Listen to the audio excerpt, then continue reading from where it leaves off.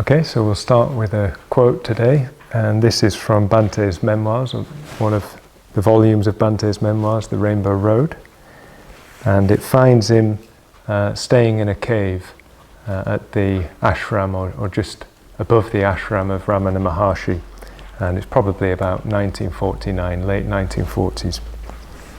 So here we go.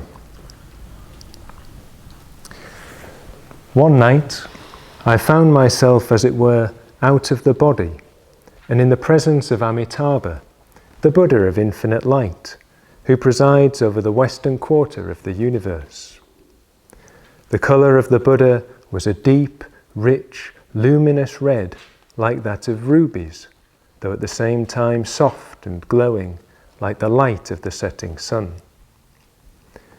While his left hand rested on his lap, the fingers of his right hand held up by the stalk a single red lotus in full bloom, and he sat in the usual cross-legged posture on an enormous red lotus that floated on the surface of the sea.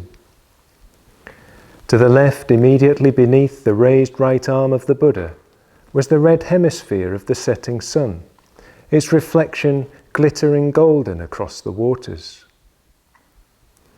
How long the experience lasted, I do not know, for I seemed to be out of time as well as out of the body. But I saw the Buddha as clearly as I had ever seen anything under the ordinary circumstances of my life. Indeed, far more clearly and vividly. The rich red colour of Amitabha himself, as well as of the two lotuses and the setting sun, made a particularly deep impression on me. It was more wonderful, more appealing than any earthly red. It was like red light, but so soft and at the same time so vivid as to be altogether without parallel. In the course of the next few days, I composed a series of stanzas describing the vision. Contrary to my usual practice, I failed to write them down afterwards, with the result that they gradually faded from my mind. But the experience itself never faded. Nearly a quarter of a century later, the figure of the red Buddha is as clear to me in recollection as it was the next morning in the Virupaksha Guha.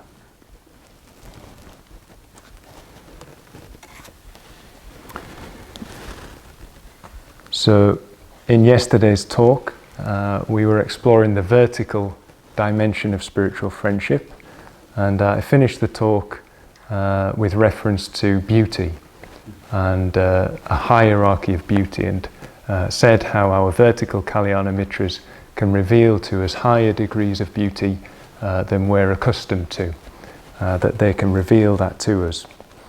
And here I'm starting with this quote to connect with that previous point of the final point of the previous talk. Here we've got a beautiful form.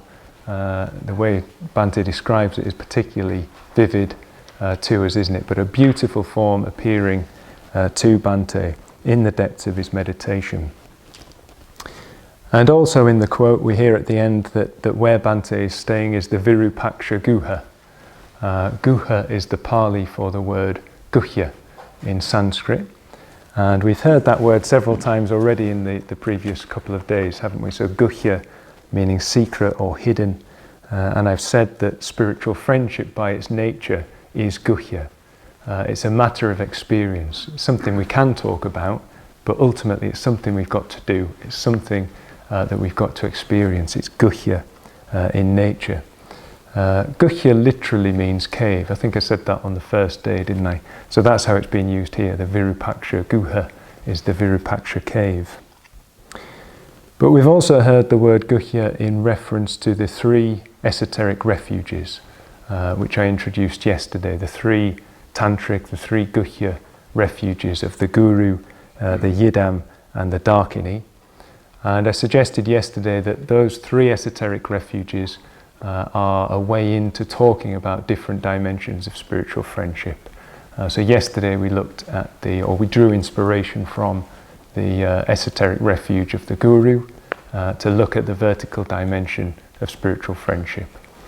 And today we're looking at the Guhya refuge of the Yidam, And the dimension of spiritual friendship that I'm going to talk about this morning is the imaginal dimension of spiritual friendship.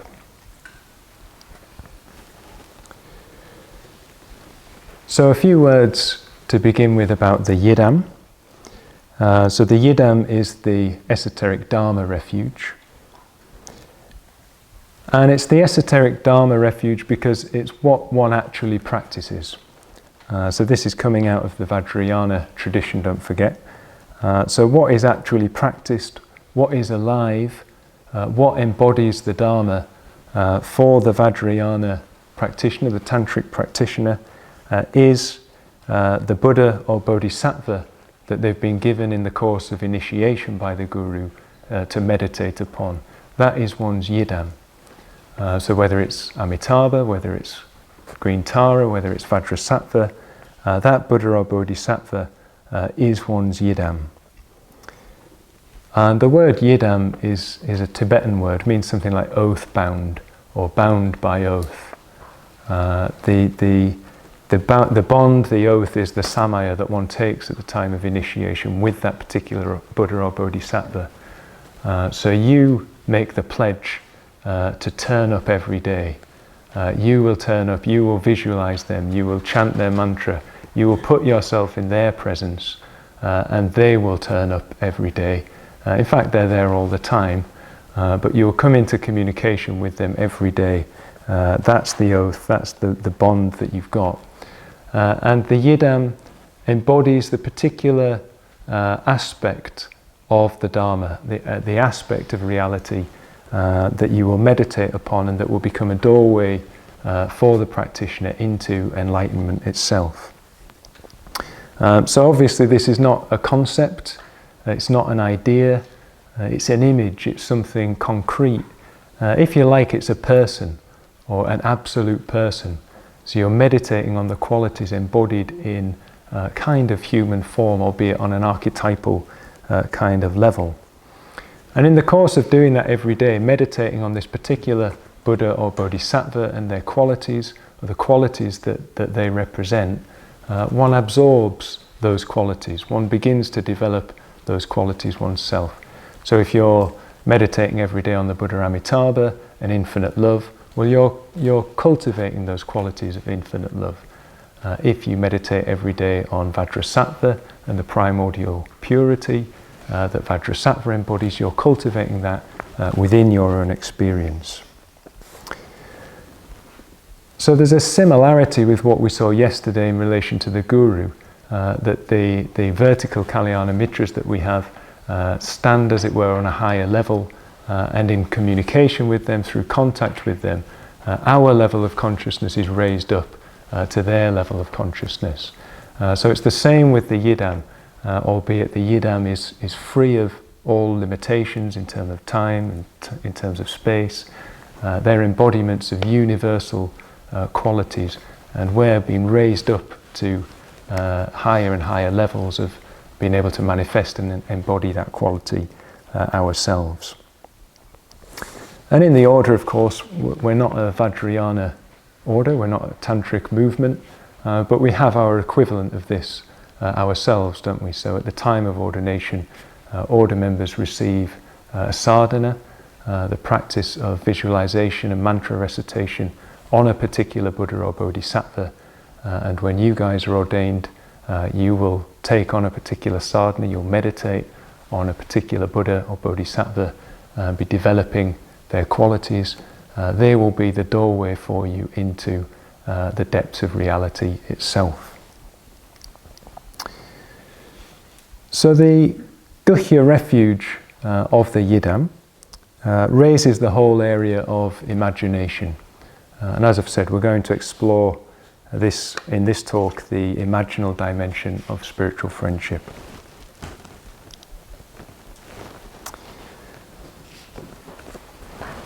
So it's important to acknowledge that when Bhante talks about imagination, he is using that term in a specific kind of way.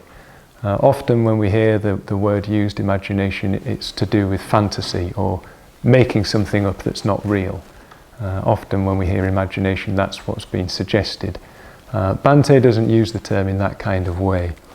So he makes a distinction between imagination and fantasy.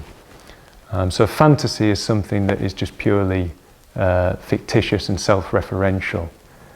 So sexual fantasy being the classic example of that. It's something made up, it's something about us, it's always coming back to us and referring back to ourselves. The imagination, in the way Bhante uses the term, it's a liberating faculty. It's a higher faculty than the ordinary mind. So one definition of imagination would be that it unites our reason and our emotions and transcends them in a higher faculty, the faculty of imagination. Actually, to call it a faculty is to do a disservice to the imagination. We can only call it a faculty because it's so underdeveloped in us that it feels like one piece among many. But ultimately, we are imagination. We're imagining all the time. Our whole of our experience is, in a sense, imaginal. It's just a case of whether we use the imagination skillfully to liberate us, or misuse or even abuse that faculty to keep ourselves more and more locked into samsara and a way of seeing that just keeps us locked into suffering. So we are imaginal beings, so to speak.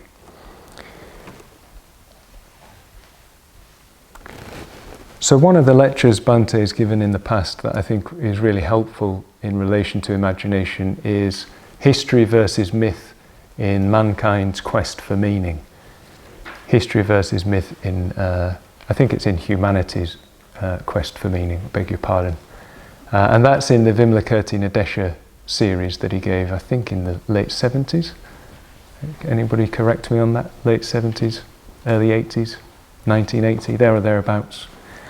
So history versus myth in humanity's quest for meaning.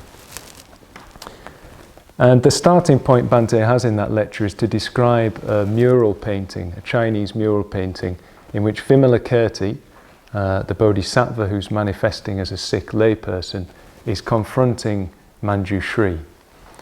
And he says in the lecture that Vimalakirti represents history, represents time. So Vimalakirti is a particular personality. He's got this particular name, lives in a particular city, I think it's Vaishali. He's manifesting as a merchant, so he has a particular occupation, has a family. So he represents time or history. Manjushri, by contrast, he doesn't have any of that. So Manjushri is eternally youthful, eternally appearing as a 16-year-old prince, not bound by time and space in any way, can manifest in time and space, but not in any way bound by them. So he's an embodiment of archetypal qualities. So Manjushri then represents myth. So you've got history versus myth coming into conflict. And Bhante makes the point that we often feel bound by our historical reality, if you like. We feel bound by time and space. We feel the oppression of existing within time and space. You know, the fact that we have got this particular name, this particular job, we do these particular things, we can feel that as an oppression. And he says one of the reasons why something like Lord of the Rings, he's giving this example at a particular time, Lord of the Rings is so fascinating to people, or science fiction, fantasy novels are so fascinating to people, is that they liberate us from that sense of being bound only by time and space. So we connect with archetypes. We connect with the archetypes of the wizard or the hero in a particular story. And that demonstrates that on another level, we are archetypal beings. We can inhabit archetypal realms in our imagination and the use of our imagination. We can liberate ourselves from time and space. But this is the really important point. He says we can't opt for myth and discard history. Just because we've got that capacity and we can go into these archetypal realms, we can't leave behind the historical reality. And in fact, it's not literally that there's history and myth as two different dimensions or realms that exist side by side and we travel from one and back into the other. It's not really like that. It might appear like that, but it's not really like that. And ultimately what we have to realize is that history is myth and myth is history. So Vimalakirti is Manjushri and Manjushri is Vimalakirti. Time is eternity, eternity is time. And then he even goes as far as to say Rupa is Shunyata, Shunyata is Rupa. So deep stuff. But showing us that we have this imaginal faculty, we have this imaginal power, we can liberate, but we exist in the realm, or it appears that we exist in the realms of history and myth simultaneously. So we can't ever leave history behind completely. So often in discussions about imagination, the emphasis is on liberating oneself from history, liberating ourselves from the historical, from time and space, opening up to the archetypal. And that's great, that's a good emphasis to have. That's what we need to cultivate our capacity, our ability to do. But today I want to talk about the use of imagination in relation to history, in relation to the historical dimension of experience, to put it like that. So this means the use of our imagination in relation to other people. So how do we use the imagination creatively in relation to other people, particularly in relation to our friends, in relation to our spiritual friends? And to do this, we have to consider the link between the imagination and ethics. So the link between imagination and our ethical lives, our ethical practice.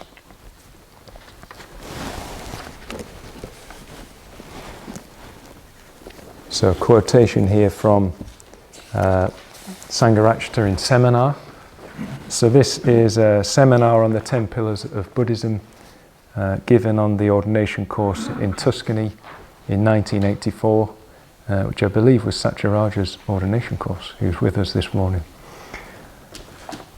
So Bhante says in the seminar, through your imagination, say if you read a history book, you can project yourself way beyond the 20th century, back into the 15th century, back into the 5th century BC, and so on. You emancipate yourself from the order of space and time. This is all through the use of your imagination. So this is the key bit. In the same way, you can emancipate yourself from your own bodily experience. Project yourself into the bodily experience of some other person. In the same way, through your imagination, emancipate yourself from the present. Project yourself into the future and foresee what will be the consequences of your present action. All these things involve use of one's imagination. In some ways, it's as simple as that. So there's this connection between these 2 points. In both cases, one needs to use one's imagination more, both in empathizing with the other person and envisaging possible consequences of one's own actions.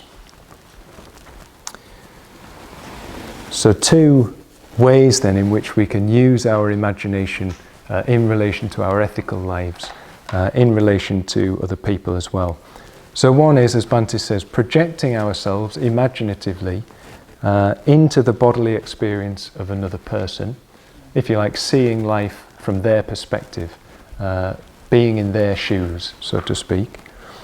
The other is to be able to project ourselves through time, so imagining the future, and through doing that being able to predict as much as one possibly can the consequences of one's actions. So it's obvious, isn't it? It's absolutely crucial to our ethical practice that we can do those 2 things, that we can try to predict the consequences of actions, and that we can also really empathize, really love other people through imagining life from their perspective.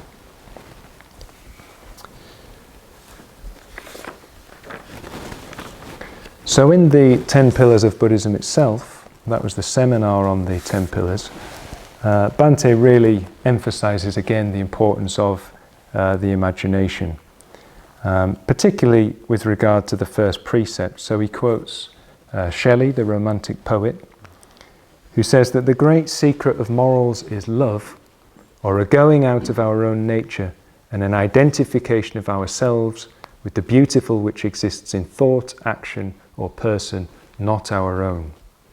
A man to be greatly good must imagine intensely and comprehensively. He must put himself in the place of another and of many others. The pains and pleasures of his species must become his own. So a man to be greatly good must imagine intensively and comprehensively and put himself in the place of another and of many others. So using the imagination to really connect, empathise and imagine life from another person's perspective. He then goes on to quote from the Bodhicharyavatara, Shantideva, and the quote here is, "We love our hands and other limbs as members of the body, then why not love other living beings as members of the universe? By constant use, man comes to imagine that his body, which has no self-being, is a self. Why then should he not conceive his self to lie in his fellows also?" So again, using the imagination, which we're doing all the time, the limbs of our body create a whole piece, a single body. But what about all the people in the universe creating one universe? So using one's imagination to identify.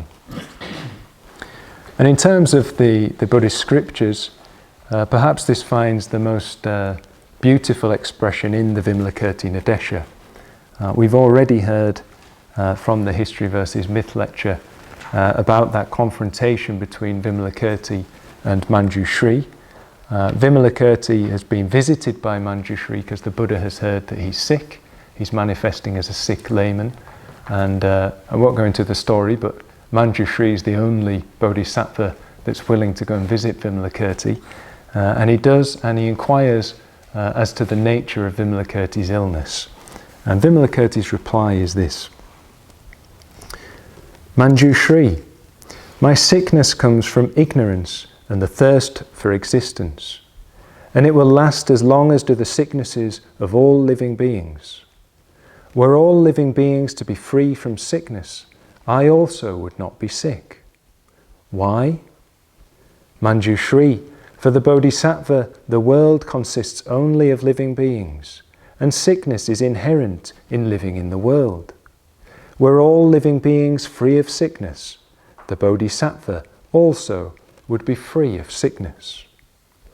For example, Manjushri, when the only son of a merchant is sick, both his parents become sick on account of the sickness of their son, and the parents will suffer as long as that only son does not recover from his sickness.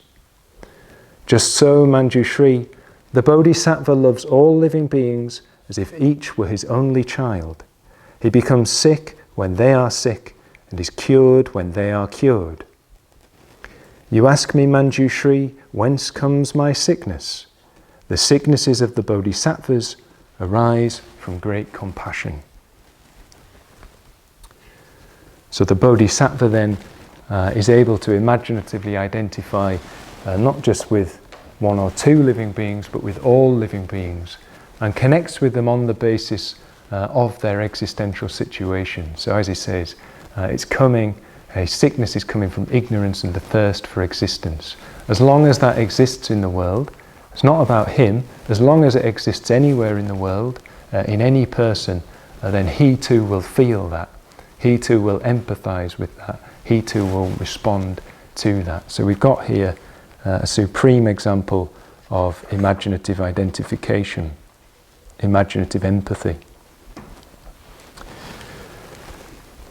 So just in case we're inclined to dismiss that as kind of Mahayana hyperbole and going a bit too far, there are precedents for that, of course, and a precedent in the Pali Canon itself. Finding that we're turning to the Pali Canon a lot in these talks.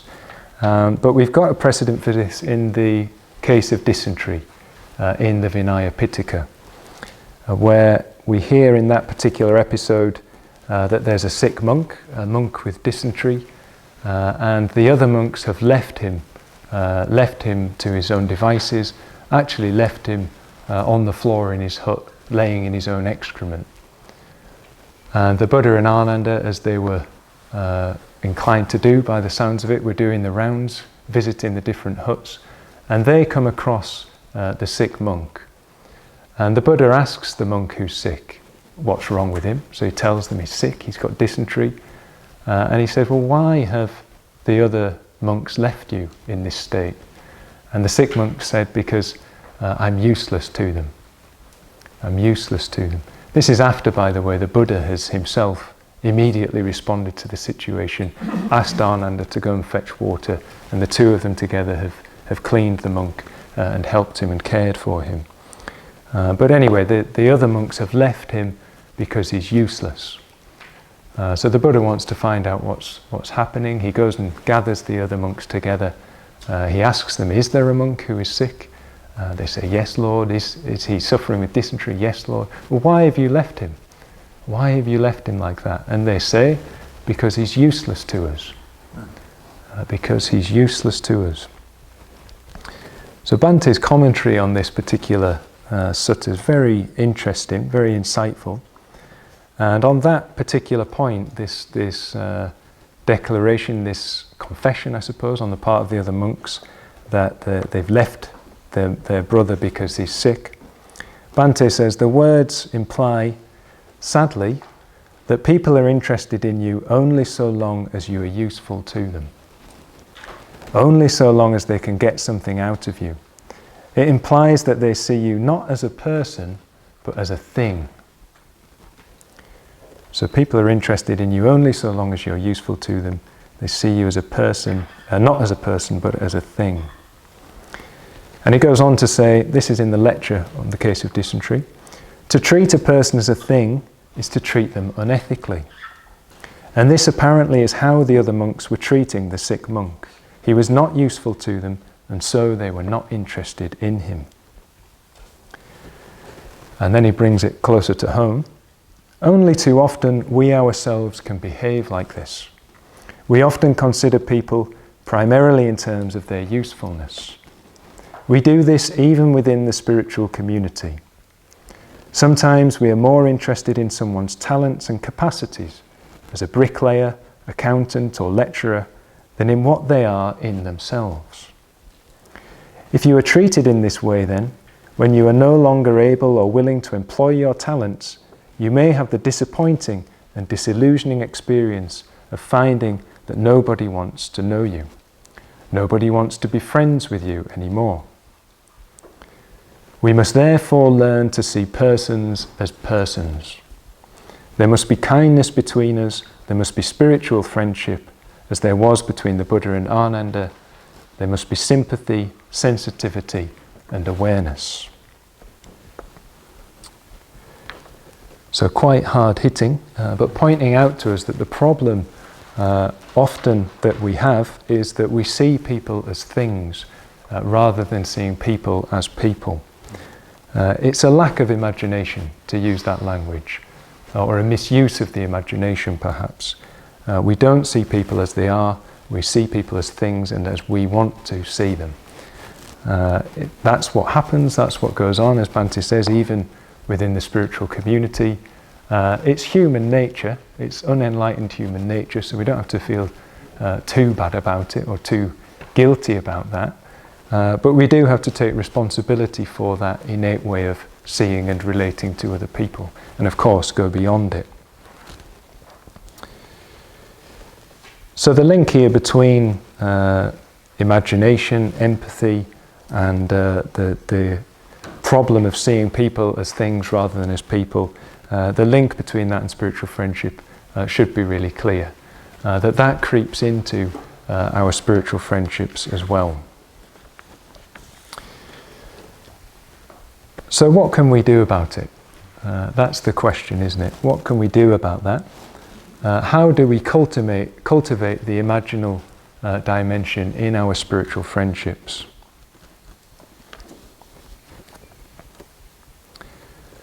So another quote from Bhante, lots of quotes today. This is from Pieces of Fire, his collection of aphorisms. The quote actually comes from the seminar on dhyana for beginners.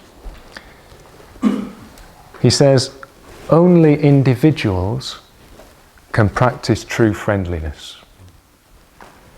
Only individuals can practice true friendliness." So we could slightly alter that. Only individuals can be true spiritual friends. So only individuals can be true spiritual friends. So we've almost got a paradox there, haven't we? To be a true spiritual friend to somebody, we have to be an individual. We have to be able to stand on our own 2 feet and be an individual in order to connect with another person who can also be an individual in a bond of spiritual friendship. The spiritual friendship is the bond between those two individuals who are developing more and more their individuality. So Bhante has said a lot about individuality, about the true individual, the nature of the true individual. There's a whole collection of talks and writings on that theme, collected together in what is the Sangha. So that's the place to go if you want to do a bit more background reading on what Bhante has had to say about the true individual. There's no definitive list of the qualities of the true individual. I spent several occasions trying to find the list of qualities of the true individual, and it doesn't actually exist. There are various lists, various qualities that are drawn up. So you get things like the true individual is aware, the true individual is emotionally positive, the true individual has broken free of group conditioning, etc., etc., etc. In a lecture in 1982 on fidelity, Bhante talks about the qualities of the true individual, and he makes the point that the list keeps growing. So I was quite relieved when I read that okay, there's no definitive list. And maybe that says something about the nature of the true individual as well. There's just an abundance of qualities. Always we could discover more and more qualities of the true individual.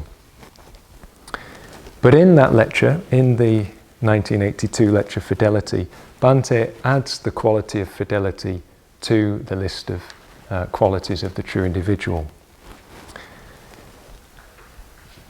So fidelity is a quality of the true individual, and in that sense it's a quality of spiritual friendship. And I'd like to, for the rest of the talk, just explore some of the themes from that lecture on fidelity. It gives us, I think, some helpful pointers, particularly in relation to what it is that prevents us from imaginatively identifying and empathizing with our spiritual friends. And that's what we really need to understand, isn't it? We need to understand, well, what are the obstacles? What are the things that prevent us from really seeing people as people and slipping into the habit of seeing them as things? So we'll look at that for the rest of the talk, particularly what the obstacles are. We'll start to open up, well, how do we get beyond those obstacles? And then in tomorrow's talk, we'll take that further and really look at how we connect and relate imaginatively to our spiritual friends on deeper and deeper levels. Okay, so the lecture on fidelity, Bhante, as he often does, goes to the dictionary and gives us a dictionary definition of what fidelity is. So it is faithfulness, it's loyalty.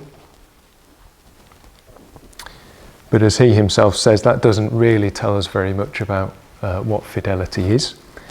To really get a feel for what fidelity is, we have to look at the objects of fidelity, what we have fidelity towards or for.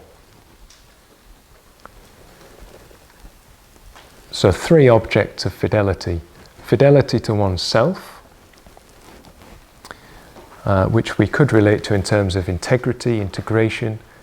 Do we stay faithful and loyal to ourselves and what we stand for, what we are true to. Secondly, there's fidelity to one's ideals. So what we integrate around, do we have fidelity towards those ideals? So oneself, one's ideals. And thirdly, and of particular interest to us on this retreat and our theme of spiritual friendship, fidelity towards other people, or faithfulness, loyalty towards other people. So maybe that gives us more of a sense of what this particular quality is, what it's getting at. And to practice fidelity really does require imagination in the ways that we've been exploring it already today. And that's because one of the qualities of the individual, to go back to our list of qualities of the individual, even the essence of individuality, Bhante describes it in this lecture, the essence of individuality is self-reflective awareness. It's the capacity to be able to stand back and observe oneself, observe others. So an awareness of self and others as existing through time. So the essence of individuality, we could say, is the awareness of self and others as existing through time. So without that, it's impossible to have fidelity. It's impossible to be loyal to another person. It's impossible to be a spiritual friend without that awareness of self and other existing through time. So why is that the case? Well, if you can't see that your friend has a past, a present and a future, you can't see your friend as a continuity. Yeah, you can't see your friend as a continuity. You can't relate to them in terms of going for refuge. If you can't see that your friend has a past, present and future, you can't relate to them in terms of going for refuge, because that implies, as we saw on the first day, a process, a movement in somebody's being, a going for refuge. It's not a standing still. So if we don't see somebody as existing through time, we can't relate to them in terms of going for refuge. And that is the essence of spiritual friendship, as we've seen on previous days. If there's no going for refuge involved, then it can't be a spiritual friendship. So we can't relate to our spiritual friends if we don't have that sense of them existing through time. We can't relate to them as the Buddha related to other people, as the Buddha related to people as people, which again, as we saw previously, the Buddha's vision of human beings was of a lake of lotuses in different stages of development. So some in the mud, some pushing up, some coming out, but growing, living, evolving.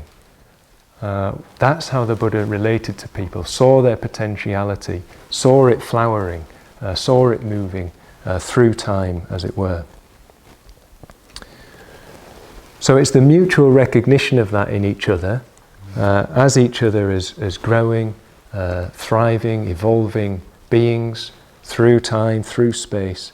It's that mutual acknowledgement in each other that is the basis of and what defines a spiritual friendship.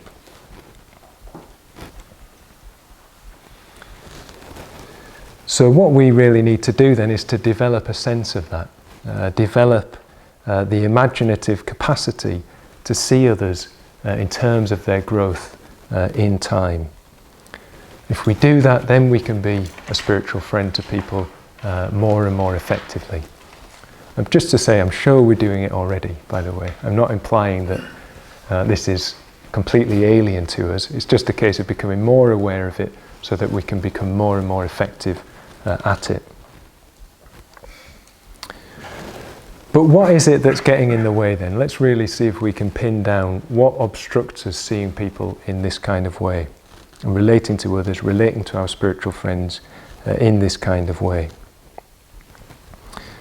Well, Bhante in the lecture on fidelity, he picks out two obstacles to fidelity. We can broaden that out and say two obstacles to spiritual friendship. So I'm going to name what those two obstacles are. but I'll offer my own commentary on them and relate that to spiritual friendship. So you won't find everything I'm about to say in the lecture. So there's a near enemy and there's a far enemy.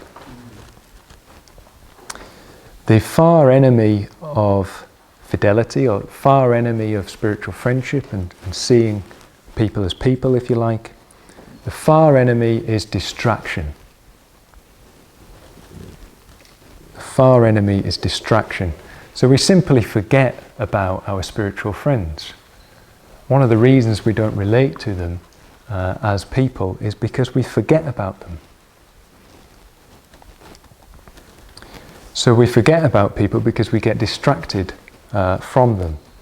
Other things get in the way. So things come into the present moment that mean that our sense of a continuity in our relationship with our spiritual friend gets breached or gets broken. So a few examples. We forget that it's our friend's birthday and we don't send them a card. We forget that on Friday our spiritual friend is returning from retreat and we don't send them a message to say, welcome back, hope you had a good retreat, let's catch up soon. We just forget those things. It might be that we forget things that our spiritual friend has told us that were really important to them. Whether it's sharing memories, whether it's sharing what's going on for them, whether it's sharing sources of inspiration. It might be that we're aware of them when they're telling us, but at a later point we just forget it. We get distracted from that by whatever we do after we've met them, and we just forget. It might be that as they're actually telling us, we're distracted and we don't hear it and we don't take it in. So distraction then is something that undermines our capacity to be a real spiritual friend to other people. So if that's the case, we've got to be really careful with inputs, haven't we? One of Bante's 15 points for order members was reduce inputs. I think that applies to all of us, particularly in modern Western life.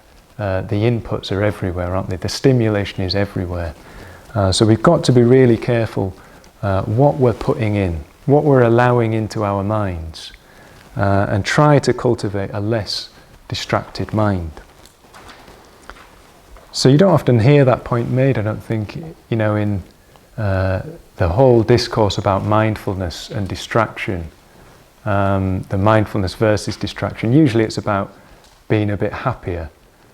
So it's good to be less distracted and feel more together and feel more mindful, because then you'll be more happy.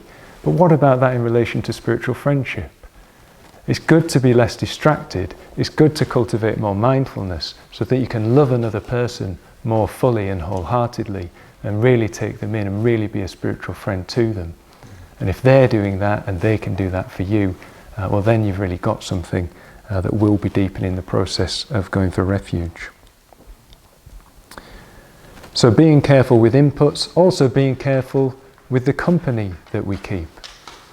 Sometimes we're distracted from our spiritual friends because there's another person there and we fixate on that person in the present and forget our spiritual friends kind of who've gone into the background, as it were. So it does mean that we have to be careful who we're spending time with. And I mean that in the sense of if we're busy meeting lots and lots of people and we've got this great big social circle, well that's good on one level, isn't it? But if we want spiritual friendship, which does require depth, then we do have to prioritize spending time with those people. Having a regularity of contact with our spiritual friends will facilitate that continuity, that sense of being able to be in relation to them through time. So the last point I've got here is cultivate that regularity of contact. We can do that in person, as I've just said, but we can also do that on an imaginal level. So put your spiritual friends in your metta bhavana. Do the metta bhavana every day and put your spiritual friends in it. You don't just have to bring to mind one friend in the metta bhavana. That's the beauty of the practice, isn't it? We have a stage on the good friend or the spiritual friend, but in the last stage we can bring in everybody So bring in your spiritual friends into your daily meditation. It's bound to have an effect, isn't it? In terms of a sense of a continuity of your relationship with them, a fidelity to them, a faithfulness, a loyalty towards them. If you bring in them to mind every day, then they will be there.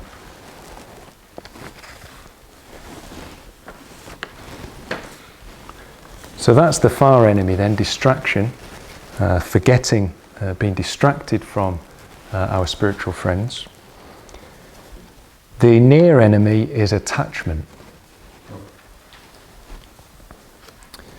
So rather than forgetting our spiritual friends, be distracted from our fidelity to them, we attach to a particular version of them. We attach to our projection of them. So as Bhante said, we can have this tendency to see people as things. We see our spiritual friend as a thing, and then we fix that thing into our particular version of them. So a fixing, we might even place certain expectations on our spiritual friend. So this, it's fairly obvious, isn't it? This is the opposite of seeing them as growing, seeing them as evolving, seeing them as changing. It's a tendency to fix them in a particular shape or form. So in doing that, there's probably a kind of neurotic need that would underlie that kind of process. Some of this, as I've said already, I'm sure we're not doing it all the time. We're talking about the very subtle or quite subtle aspects of our own mind. So do bear that in mind, but it does need transforming. So there's probably a neurotic need underlying that, whether that's the desire for our friend's attention, the desire for our friend's affection, the desire for our friend's praise. Not that any of those things are wrong to receive them from a spiritual friend, but if we're eager for that, or trying to push for that, or trying to fix our friend as the person that will give us those things, well then we're into kind of the territory of attachment. Or do we expect our friend always to be available when we need them? You know, we might not be in contact with them for a while, we have a problem, we ask our spiritual friend to talk about it. Again, not a problem to resort to spiritual friends in time of difficulty, but what about when there's no difficulty? Are we still wanting to talk to our spiritual friend and be in relationship to them? So those are the kind of things that could go on, this distraction, this attachment, and that does create a barrier to deepening our spiritual friendships. But how do we know that that's happening? As I said, it can be quite subtle. On the surface it might appear that everything is going great, everything is good between us and our spiritual friend. We are seeing them as another person, we are relating to them on that basis, but how do we actually know? Sometimes certain crises or things can emerge that reveal the true nature of a friendship, don't they? But in his lecture on fidelity, Bhante does talk about some specific tests. So there are specific tests of fidelity, or in our case, to treat the subject more broadly, specific tests of spiritual friendship. So there are three. The first one is separation. So what happens to our relationship with our spiritual friend when we're not with them? When we're separated from them in some way? Whether that's they go away on retreat, or we don't see them for a while, or they move to another part of the country, they move to another country. When we're separated from them, what happens to the status of our spiritual friendship with them, our connection with them? Does it stay alive to us? Do we keep having contact in some form? Do we start speaking to them on the phone? Whatever it might be. Does it stay alive, or does it just fizzle out? Do we just forget them? Can we still relate to them on an imaginal level? And I imagine we've all faced this test in the last couple of years with the pandemic, not being able to meet with other people regularly in the same way that we used to. So maybe ask yourself that question: what happened to my spiritual friendships during the lockdown? And hopefully we took our connection onto an imaginal level, or we found ways to actually meet, like Zoom and the telephone and things like that, but also we cultivated more of an imaginal connection and sense of our friend. So even in their absence, we were with them. So that's one of the tests. The second test is death. So as Bhante says in the lecture on fidelity, the ultimate form of separation from somebody else is death. So it might be that we have or have had spiritual friends that have actually died and are not physically present anymore. But are we still, if you like, in relation to them? Do we still have a sense of fidelity, of faithfulness, loyalty to them, love for them? Do we honour that friendship even after death? In this life, if we have friends who are still alive, do we appreciate our friends' mortality? You know, if we're in touch with them as existing in time, well, there's going to be a time when death comes to our friends. Do we appreciate that mortality? Do we have an imaginative connection with our friends' impermanence? So you get those lines in the Dhammapada about those who are not, I'm afraid I can't quote it verbatim, those who do not realise that we're all heading to death will not compose their quarrels. Those who do realise we're all heading for death will compose their quarrels. And then the verse goes on to talk about love being the eternal law. Not by hatreds, are hatreds ever pacified here in the world. Hatreds are only pacified by love. This is the eternal law. I think that is verbatim actually. At least Bhante's translation. I did it. So it might not be that we're quarrelling with our friends, but you know, when we get those tensions that arise between us, well, if we were to imagine our friend's mortality, if we're in touch with that, our friend as not being immortal, our friend as impermanent, as our friend and ourselves heading for death, well, what would happen then to those disagreements, those tensions, those frictions that can arise? Would they be replaced by love, or would we find the love for them to address those things and to move beyond them? So we can see death then, and the reality of death, the inevitability of death, as something by which we can gauge and test the depth of our friendships. So the third one, lastly, is isolation. So in his lecture, Bhante talks about this specifically with regard to fidelity to one's ideals. So are we able to maintain our ideals, have fidelity for our ideals, even when nobody else around us does? But that does relate to our connections with other people as well. So do we defend our spiritual friend when they're unfairly criticised? If we're in the company of other people and our spiritual friends are criticised, do we stand up and defend them? Do we speak out and voice their qualities? Do we speak out and point out where the criticism is unfair? Or do we hide? Do we slip back into the group and go along with what other people are saying about our friends? So challenging, I think, to do that. We're so kind of wired to fit in with the people around us that in the absence of our friend, we might not pass that test. So these three tests then, separation, death, isolation, they're markers of our degree of individuality. How much of a true individual are we? And they're also tests or markers of our fidelity and our capacity for friendship. And unless we're stream entrants, which is the traditional way of talking about true individuality and being a true individual, we will fail those tests. So I fail those three tests probably on a daily basis if I really looked at it and reflected. I don't pass those tests. When I'm separated from friends, I don't always maintain my fidelity to them. I don't have an awareness of their mortality, and when they're not present, there are times when I let criticisms go unchallenged. So I can confess to you all that I personally fail those tests sometimes. But like I said before, we don't have to feel too bad about that, because we can do something about it.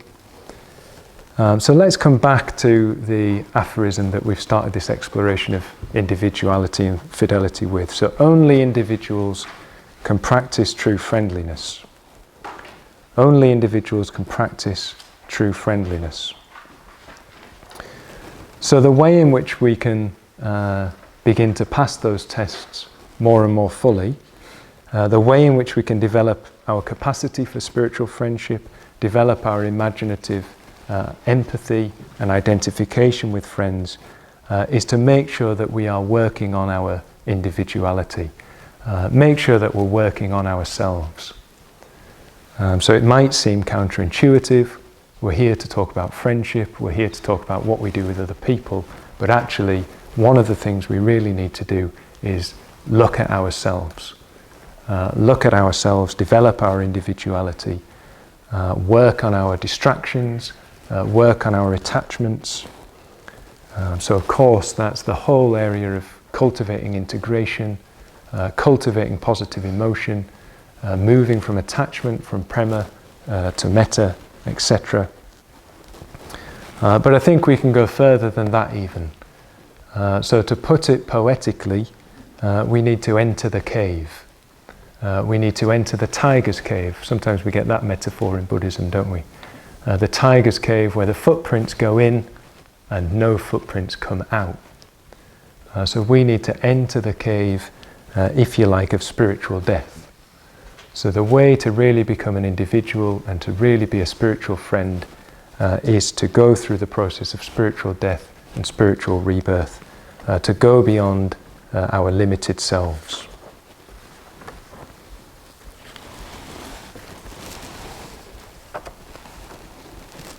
So I'm just going to go back to Bhante's memoirs and back to the Virupaksha Guha, back to the cave.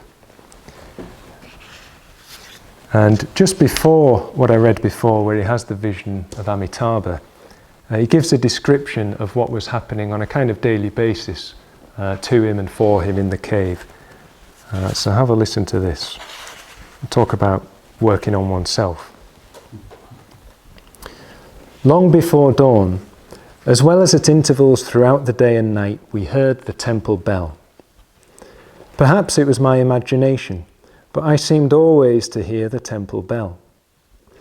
It was not really one bell, but two bells that I heard, the first being higher in pitch than the second, but the twin strokes came so close together and were at once so well contrasted and so well harmonized that they constituted for me a single experience. As a single experience, I referred them to a single origin and thought of the sound as being produced by one bell, or rather by a kind of double bell, which was struck perhaps either by two hammers in one place or two places by one hammer. The bell sounded louder than any of the instruments that accompanied the evening worship, louder than all of them combined. It was so loud that it penetrated rock as easily as air, so loud that it made no difference whether we were inside the cave or outside it. When we were inside the cave, indeed, it was as though the great bell swung not somewhere inside the temple, but up in the air directly outside the cave. Sometimes I heard it in my dreams. Hour after hour it seemed to toll, incessant and insistent, wave after wave of brazen sound breaking upon me like the repeated thunder of surf on the seashore. Sometimes it was as though the bell, swinging outside, was striking against the hill, and that the hill was the bell, and the bell itself the hammer that struck the bell.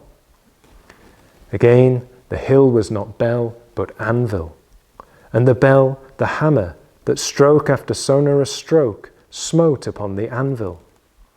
The point of impact, the point where the hill and bell met, where hammer smote anvil, was the cave, was me.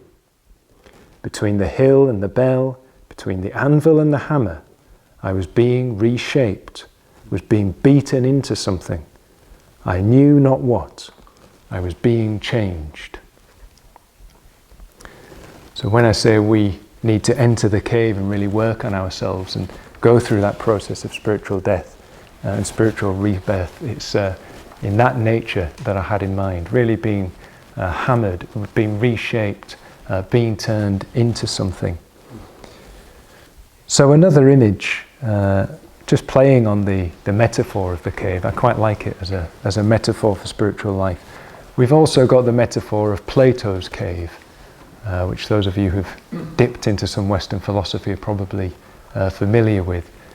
So Plato describes the human existential situation as like being at the back of a cave, with your back to the entrance and facing forwards into the rock surface at the back of the cave. And we can't turn round and see the reality behind us. All we can see is the shadows of what's happening, appearing on the rock in front of our faces. And we can't turn round because we're chained. So we're chained in position in a cave, staring at this cave wall, seeing only the shadows and reflections of the reality that's going on behind our backs, so to speak. So that's Plato's metaphor for the human existential situation. And we get a similar metaphor in Buddhism, don't we, with the fetters. So the chains, the things that bind us, Buddhism's good at enumerating what they actually are. And in particular, we have the first three fetters, the breaking of which is said to constitute stream entry, or the becoming of a true individual, to use that language. So if we really want to be individuals, if we really want to be capable of true friendliness, if we really want to be true spiritual friends, then we need to become stream entrants. We need to break those fetters. We need to break out of that cave and really see the reality that is outside of us. So very briefly, because this is going to be familiar ground for all of you, the first three fetters are Sakkaya Drishti, fixed self-view, Sila Vrata Paramarsha, the observance of rites and rituals as ends in themselves. Elsewhere, Bhante describes that as going through the motions. I quite like that, going through the motions. And thirdly, Visikiccha, which is doubt, or vagueness. I think Bhante calls it vagueness in one of his lectures. So fixed self-view, going through the motions, and doubt or vagueness. Let's put it like that. And it's easy to see how those three things, those three fetters, fetter our spiritual friendships, restrict and limit our spiritual friendships. So if we've got a tendency to fix ourselves, we've got a tendency to fix other people. If we go through the motions in our lives, in our spiritual lives, if we just do practices for the sake of doing them, without having a whole heart, being half-hearted in them, well, we'll do that in our friendships. We'll carry that attitude into our friendships. We might meet up with our spiritual friends regularly, but we're not really there. It's half-hearted. And doubt and vagueness, well, if we lack integrity, if we don't really know what we're about, if we haven't decided what we're about, it's going to be hard for a friend to get to know us because we don't know ourselves. And it's going to be hard for us to get to know them because which bit of us is getting to know them? So we can see how the three fetters fetter and bind and shackle and limit our capacity for spiritual friendship. So lastly then, well, what's the alternative to that? How do we break free of those three things in particular? I'll give you Bhante's list of the 3 C's. Easy to remember, 3 C's. Creativity, commitment, and clarity. So there are 3 things that we need to become a true individual, to be a true spiritual friend.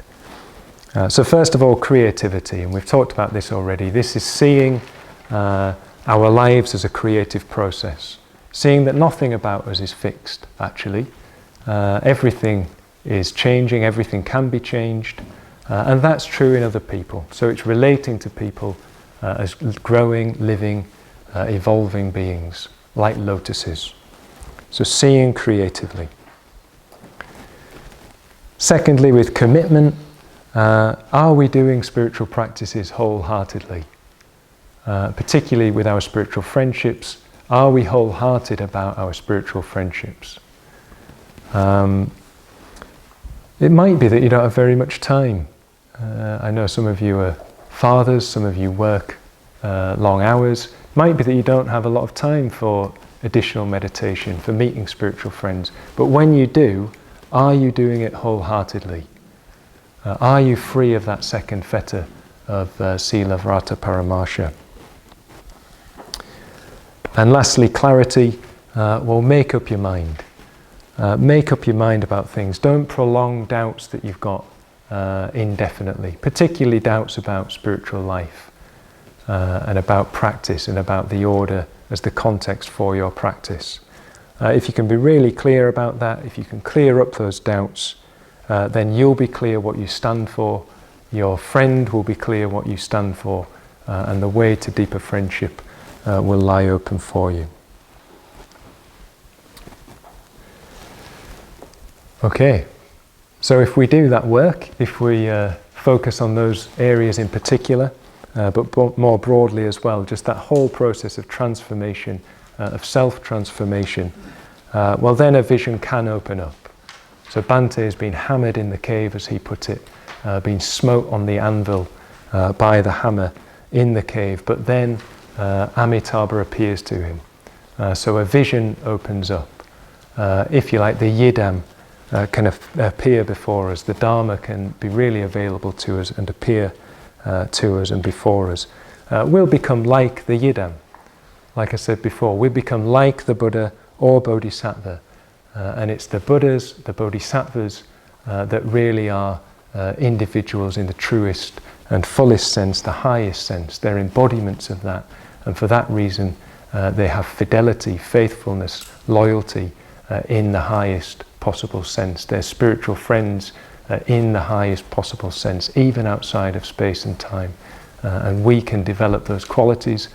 We can be raised up to that level, to those qualities, by doing that work on ourselves in relation to others who are doing it themselves as well. So that's it for today, and tomorrow we'll move on to the Darkini, refuge, and see more themes in spiritual friendship.